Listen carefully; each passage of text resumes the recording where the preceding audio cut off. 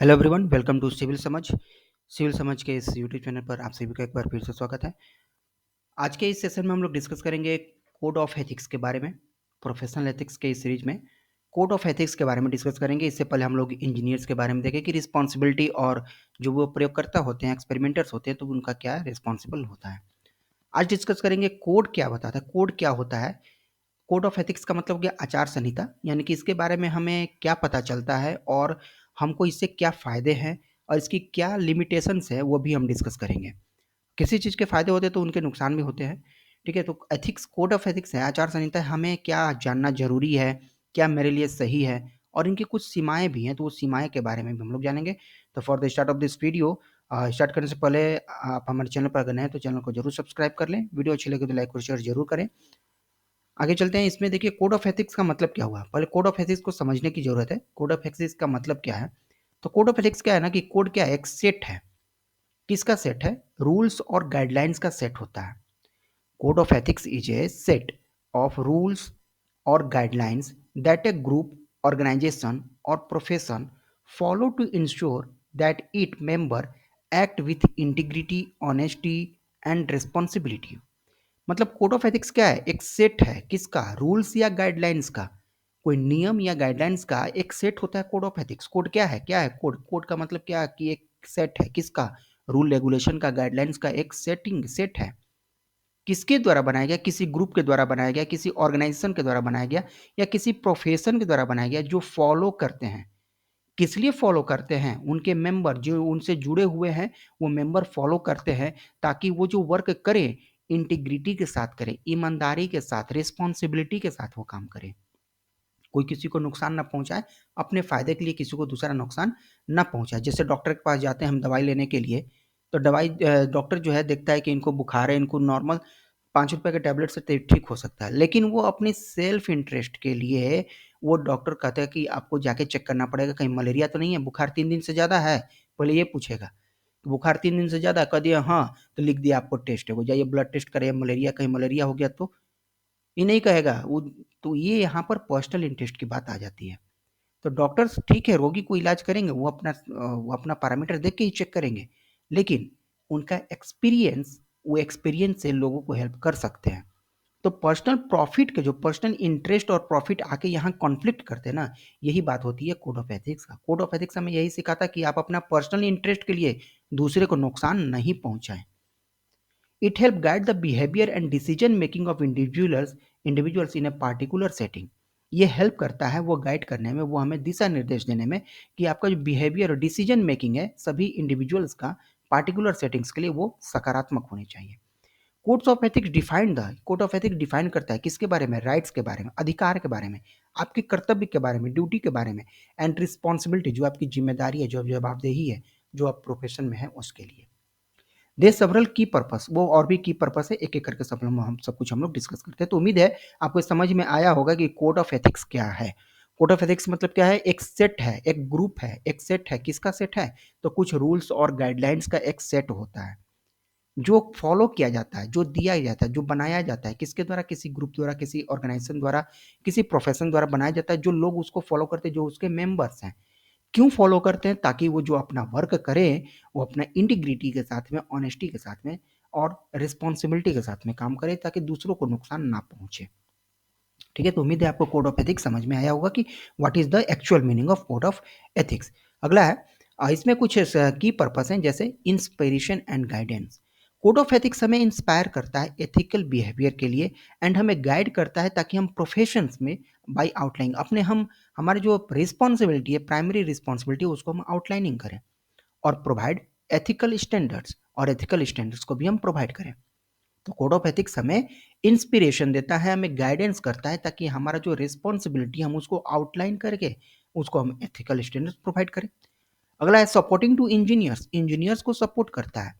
कौन, code of ethics support करता है इंजीनियर्स को, कैसे, तो मोरल स्टैंडर्ड्स फाइंड करने में उनके वो हेल्प करता है, और वो प्रोवाइड करेगा legal backing when fulfilling professional duties. जब इंजीनियर अपना प्रोफेशनल ड्यूटीज को फुलफिल कर रहे होते हैं, तब उनको मोरल स्टैंड प्रोवाइड करते हैं। ये आपका कोड ऑफ एथिक्स की आपका क्या आपके लिए सही है और क्या सही नहीं रहेगा। तो पर्सनल इंटरेस्ट को आप अपने गोल से कैसे बैलेंस करते हैं, वो चीज़ों को यहाँ पर आपको बताया जाता है। नेक्स्ट है डेटरेंस एंड डिसिप्लिन, निवारण, निवारण और उसके बाद से आपका discipline. Deterrence and discipline, code help discourage immoral action and provide a basis for investigating. मतलब कोड आपको प्रोवाइड करता है, code help discourage immoral action, को जो है इंकरेज नहीं करेगा, डिस्करेज करेगा। किसको डिस्करेज करेगा? इमोरल एक्शंस को, जो आपके अनैतिक एक्शन है, जो सही नहीं है तो उसको डिस्करेज करता है। And provide a basis for investigating unethical behaviour, और उसके लिए बेसिस प्रोवाइड करता है कि अनएथिकल बिहेवियर का आप इन्वेस्टिगेट कर पाए, पता लगा पाए। Violation can lead to sanction like membership, अगर आप उल्लंघन करते हैं, कोड का उल्लंघन करते हैं तो आपका सैंक्शन लग सकता है, आपका प्रतिबंध लग सकता है, आपका मेंबरशिप भी जा सकती है, या मेंबरशिप को रोका जा सकता है या सस्पेंड किया जा सकता है अगर आप कहीं पे आप मेंबरशिप ले रखे हैं तो कोर्ट जो है डिस्करेज करेगा, इंकरेज नहीं करेगा, डिस्करेज करेगा इमोरल एक्शन को, जो आपके अनैतिक एक्शन से, अनैतिक बिहेवियर से, उनको डिस्करेज करता है और एक बेसिस प्रोवाइड करता है ताकि आप उसको अनएथिकल बिहेवियर को इन्वेस्टिगेट करें, पहचान सकें। अगर आप वायलेशन करते हैं, उल्लंघन करते हैं, तो आप पर सेक्शन यानी प्रतिबंध भी लगाए जा सकते हैं, आपकी मेंबरशिप भी जा सकती है। अगला है education and mutual understanding. Code encourage decision and reflection on moral issue. देखिए यहाँ एनकरेज नहीं कर रहा था, यहाँ पर डिस्करेज कर रहा था इमोरल एक्शन के लिए, लेकिन यहाँ पर जो एजुकेशन और मोरल अंडरस्टैंडिंग है, यहाँ पर आपको कोड एनकरेज करेगा, क्योंकि आपका जो डिस्कशन होगा और रिफ्लेक्शन होगा किस पर? मोरल इशू पे, जो हेल्प करेगा, helping to develop a share undertaking of ethical responsibilities. जो आप एथिकल रिस्पॉन्सिबिलिटीज को आप समझ रहे हैं, जो आप शेयर कर रहे हैं, तो उसके लिए आपको वो क्या करेगा? एनकरेज करता है code. Among professional and the public of the public and the government, जो आपका पब्लिक के लिए, गवर्नमेंट के लिए, प्रोफेशन के लिए जो आप एथिकल रिस्पॉन्सिबिलिटीज शेयर कर रहे हैं, उसके लिए आपको कोड क्या करता है? एनकरेज करता है। नेक्स्ट है create a good public image. हाँ, कोड ऑफ एथिक्स आपको गुड पब्लिक इमेज क्रिएट करता है। ये कोड हेल्प करेगा आपको इस्टेब्लिश करने में, क्या? Positive image for the profession, profession का पॉजिटिव इमेज क्रिएट करने में हेल्प करता है। ठीक है, तो कोड ऑफ एथिक्स जैसे आपको सिखा था, गुड बिहेवियर, किसी के साथ हमेशा भलाई करते रहें, मतलब किसी का नुकसान ना हो आपकी वजह से, ये चीज़ सिखाती है। अगर आप इस तरह से वर्क करेंगे तो पब्लिक की नज़र में अच्छी बात है, पब्लिक की नज़र में तो आप ऑलरेडी अच्छे बन ही जाएंगे। तो यही चीज़ आपको कोड ऑफ एथिक्स के बारे में बताया जाता है। ये प्रोमोट करता है सेल्फ रेगुलेशन को and build public trust, public के बीच में आपका एक विश्वास भी जमाता है। नेक्स्ट है प्रोटेक्ट द स्टेटस, स्टेटस को प्रोटेक्ट करता है। Code set minimum ethical standards to ensure safety, health and welfare of the public. तो पब्लिक के लिए जो आपका वेलफेयर है, जो कल्याणकारी से चीज़ें हैं, हेल्थ है, सेफ्टी है, उसके हिसाब से आपको क्या करता है? एथिकल स्टैंडर्ड्स आपको सेट करता है। तो ये थे आपके कोड ऑफ एथिक्स के बारे में। कोड ऑफ एथिक्स क्या है, इनके क्या पर्पस हैं? तो कोड ऑफ एथिक्स आपको इंस्पिरेशन देता है, गाइडेंस प्रोवाइड करता है, इंजीनियर्स को सपोर्ट करता है जब वो मोरल डिसीजन ले रहे होते हैं जो अपने पर्सनल ड्यूटीज के दरमियान में। जो क्या इसके डिसिप्लिन्स होते हैं, क्या इसके निवारण होते हैं? तो निवारण में आपका कहता है कि ये डिस्करेज करता है, जो आप अनैतिक बिहेवियर है उसको डिस्करेज करेगा, आप नहीं कीजिए। और नहीं तो आपको एक बेसिस प्रोवाइड करता है उसको इन्वेस्टिगेट करने के लिए, जो आपका अनएथिकल बिहेवियर है। अगर वॉयलेट करते हैं तो आपको कैसे करता है कि वॉयलेट करते हैं तो आपको सैंक्शन लगाए जा सकते हैं, प्रतिबंध लगाए जा सकते हैं, मेंबरशिप आपकी जा सकती है, रिवोक हो सकता है। तो फिर उसके बाद से एजुकेशन एंड म्यूचुअल अंडरस्टैंडिंग भी रहती है। एंड कोड के वजह क्रिएट करता है good public image, positive image create करता है, एंड स्टेटस को भी प्रोटेक्ट करता है। तो इतना कुछ था आपके कोड ऑफ एथिक्स के बारे में। अब इसके कुछ लिमिटेशंस के बारे में जान लेते हैं, इसका क्या क्या लिमिटेशन है, क्या क्या सीमाएं हैं, क्या क्या परिसीमाएं हैं, इसके बारे में भी देख लेते हैं एक एक करके। तो लिमिटेशंस में आते हैं, सबसे पहला जनरल एंड वेज। जनरल सामान्य एंड अस्पष्ट, क्या इसकी लिमिटेशंस हैं?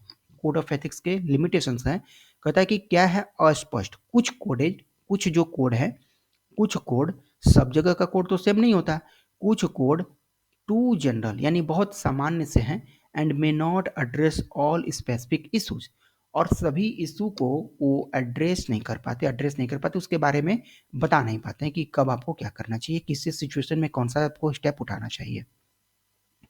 ठीक है, जैसे वकील की बात कर ले, लॉयर की बात कर ले। अगर आप एक वकील हैं, अगर आप एक वकील हैं और आप एक अगर वकील है, आपके पास में कोई केस आया, आप एक पक्ष में आप एक केस ले लिए, दूसरा पक्ष भी आप सुन लिए, तो आप अपने फायदा के लिए दोनों तरफ का केस लड़ते हैं।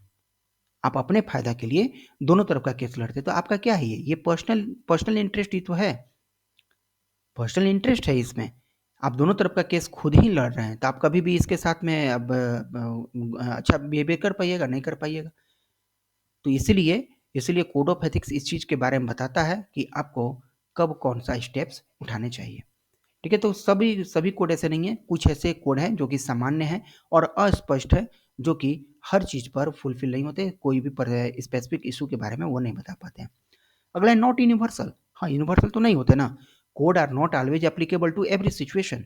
कोड सभी सिचुएशन में एप्लीकेबल नहीं हो सकते हैं and should be open to criticism. Criticism के लिए वो ओपन रहते हैं, तो ये यूनिवर्सल नहीं होता है, नॉट यूनिवर्सल, यूनिवर्सल नहीं हो सकते हैं। नेक्स्ट है internal conflicts. Internal conflict, some code may have conflicting priorities. कुछ कोड में कन्फ्लिक्टिंग प्रायोरिटीज होती है। कैसे कन्फ्लिक्ट हुआ, तो protecting colleagues versus reporting unethical action. Example के तौर पर रखें कि आपका कुछ जिस संस्था में आप काम करें, जिस ऑर्गेनाइजेशन में काम करें, वहाँ पर अनएथिकल एक्शंस हो रहे हैं, आपको उससे रिपोर्ट करना है। तो आप रिपोर्ट करेंगे तो आप अपने जो कलीग्स हैं उनको भी प्रोटेक्ट करना है। तो इनके बीच में जो समस्या आती है, ठीक है, तो इसके वजह से आपको कॉन्फ्लिक्ट बन जाता है, तो वो आपका इंटरनल कॉन्फ्लिक्ट हो जाते हैं। तो ये कुछ कोड ऐसे हैं जो कि कॉन्फ्लिक्ट प्रायोरिटीज को देते हैं। नेक्स्ट है not final authority. Code can not cover all moral situation. Code जो है सभी मोरल सिचुएशन को कवर नहीं करते हैं and should not be seen at the final moral authority. और मोरल अथॉरिटी पे ये फाइनल नहीं सीन करते हैं। Next one is limited membership. Not all profession are members of the society. अच्छा, तो ये तो जरूरी नहीं है ना कि जितने भी मेंबर हैं वो सभी लोग किसी सोसाइटी से जुड़े हों। And non members are not bounded by the code. और जो मेंबर नहीं है, जो जुड़ा हुआ नहीं है, वो कोड द्वारा बंधित नहीं है। ऐसा तो नहीं है कि जैसे हम लोग तो किसी सोसाइटी से नहीं जुड़े हुए हैं, किसी मतलब कोड ऑफ एथिक्स के नहीं जुड़े थे, मतलब हम लोग को कोड नहीं फॉलो करना चाहिए, ऐसा नहीं है। मेंबरशिप लिमिटेड है तो कोड सबके लिए लागू होते हैं। नेक्स्ट है लैक ऑफ अवेयरनेस। अवेयरनेस के कमी की वजह से even within professional societies some members may have unaware of the code. तो कुछ मेंबर जो है कोड के बारे में जानते ही नहीं है कि कोड क्या हमें बताता है, कोड से क्या हमारा नुकसान है, क्या हमारे फायदे हैं। Next one different code across societies. हाँ, तो एक कोड तो सब जगह लागू नहीं ना होगा ना। Different professional societies may have varying code making uniformity difficult. तो डिफरेंट कोड होगा तो ऑब्वियस सी बात है, कुछ ना कुछ बातें उसमें जरूर डिफरेंट होंगी, तो वहाँ पर यूनिफॉर्मिटी नहीं हो पाता है, तो वहाँ पर वो डिफिकल्ट होता है यूनिफॉर्मिटी मेंटेन करने में। इतने सब आपके क्या थे, इसके लिमिटेशंस थे। नेक्स्ट है coercive nature. Coercive nature, some see codes are too forceful और थ्रेटिंग। मतलब कुछ ऐसे कोड होते हैं जो ना जबरदस्ती बात को मनवाते हैं, फोर्सफुली बात को मनवाते हैं कि आपको ये करना ही है, नहीं करेंगे तो ये प्रॉब्लम ही होगा, नुकसान होगा, जो भी इसमें लिखा हो।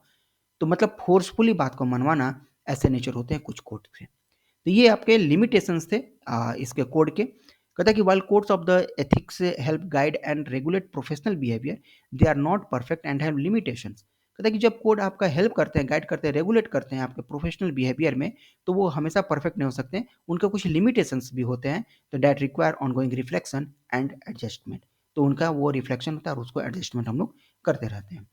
तो ये आपके थे कोड ऑफ एथिक्स के बारे में। कोड ऑफ एथिक्स होता क्या है, तो सेट ऑफ रूल्स रेगुलेशंस होते हैं जो किसी ऑर्गेनाइजेशन, किसी प्रोफेशन, किसी संस्था द्वारा दिया जाता है ताकि लोग जो है इंटीग्रिटी ऑनेस्टी के साथ में वर्क कर सके। हमारा कोड ऑफ एथिक्स होता है। इसके कुछ लिमिटेशंस है कि कुछ अस्पष्ट होते हैं, सामान्य होते हैं, हर जगह लागू नहीं होते हैं, यूनिवर्सल नहीं होता है, ठीक है, फाइनल अथॉरिटी नहीं होता है, इंटरनल कॉन्फ्लिक्ट्स होते रहते हैं इसमें, लैक ऑफ अवेयरनेस होता है, मेंबरशिप लिमिटेड होती है। ये सभी इसके क्या है, लिमिटेशंस में आती हैं। तो उम्मीद है कि कोड ऑफ एथिक्स सब्जेक्ट आपको, ये पार्ट आपको आज का ये समझ में आया होगा। तो वीडियो अच्छी लगे तो लाइक और शेयर जरूर कर दें। और इसका अगर आपको पीडीएफ चाहिए तो हमारे एप्लीकेशन जो है प्ले स्टोर पर उपलब्ध है, चाहे डिस्क्रिप्शन में हमने लिंक दे दिया है। सिविल समझ का आप एप्लीकेशन प्ले स्टोर से डाउनलोड कर सकते हैं, चाहे डिस्क्रिप्शन में लिंक है वहाँ से भी डाउनलोड कर सकते हैं। इसका पीडीएफ आपको वहाँ पर फ्री ऑफ कॉस्ट में मिल जाएगा। तो चैनल पर नए तो चैनल को जरूर सब्सक्राइब कर लें। Thanks for watching this video. मिलते हैं अपने नेक्स्ट क्लास में नेक्स्ट टॉपिक के साथ में, तब तक के लिए थैंक यू।